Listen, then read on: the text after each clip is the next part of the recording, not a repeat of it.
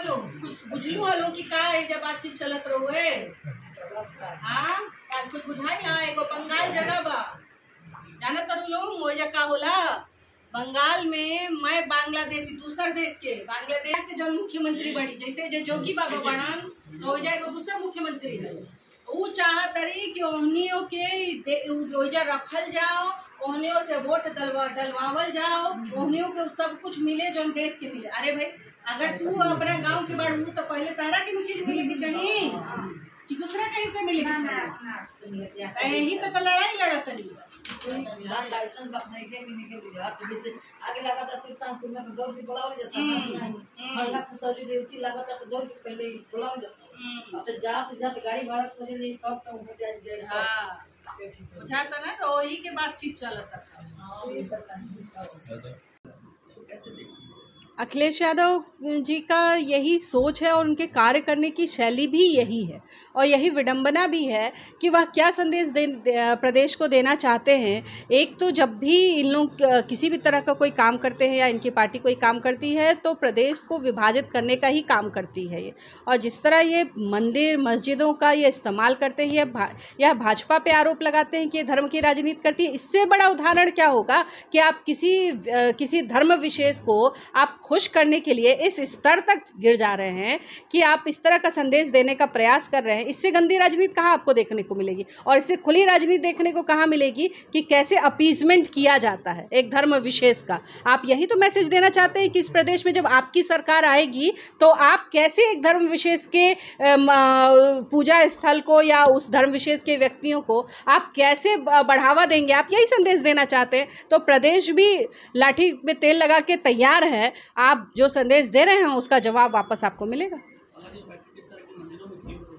मंदिरों में की होती तो ये छाती पीटने लगते, इनके ऊपर तो आफत विपत टूट जाता कि अरे भाई मंदिर में कैसे मीटिंग होने लगी। ये बार बार भाजपा को जो कहते हैं कि ये धर्म के नाम पे राजनीति करती है वो इसलिए करती है कहते हैं क्योंकि भारतीय जनता पार्टी यह कहती है कि भाई किसी को भी खुश करने की राजनीति नहीं होनी चाहिए, अपीजमेंट की राजनीति नहीं होनी चाहिए। और कम से कम भारतीय जनता पार्टी हिंदू धर्म का नाम लेती है, वह यह कहती है कि मंदिरों की हम सुरक्षा करेंगे, वह यह कहती है हिंदुओं की सुरक्षा हम करेंगे और यही बात तो इनके पेट में दर्द है।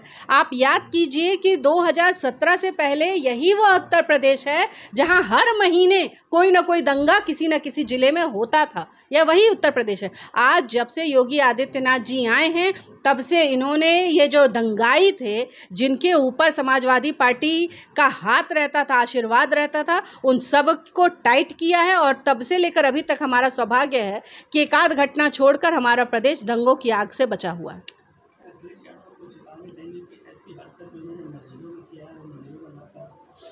मुझे आप चिंता ना करें, वो मंदिर में आएंगे ही नहीं।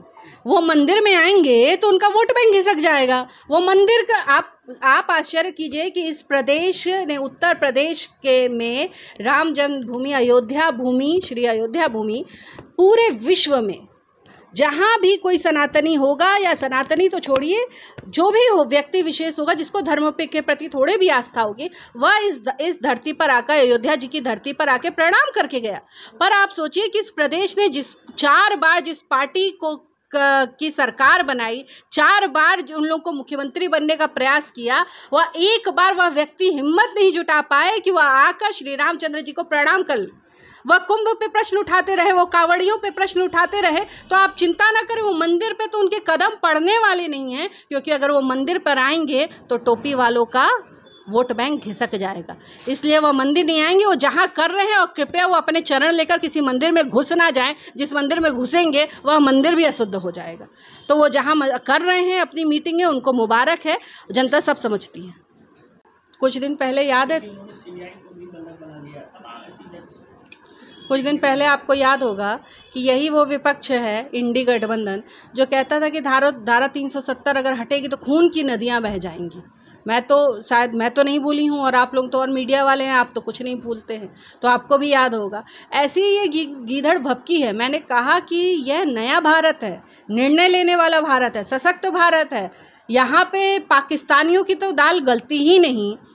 बड़े बड़े देशों की दाल तो गलती ही नहीं। तो इस देश की एक प्रदेश की मुख्यमंत्री अगर इस तरह के देश विरोधी बयान देंगी तो क्या लगता है कि उनकी दाल गलेगी? और उनको दिक्कत क्या है? उनकी दिक्कत यही है कि जो बांग्लादेशी घुस आए हैं इस हमारे देश में, उनको किस तरह यहाँ का नागरिक बना दिया जाए, उनको स्थापित कर दिया जाए, यही वो चाहती हैं। तो यह उनका जो उनका मनोभाव है, दुष्ट मनोभाव है, वह कभी पूरा नहीं होगा यहाँ पर। इस देश का नागरिक, बंगाल का नागरिक ही बंगाल की सरकार बनाएगा।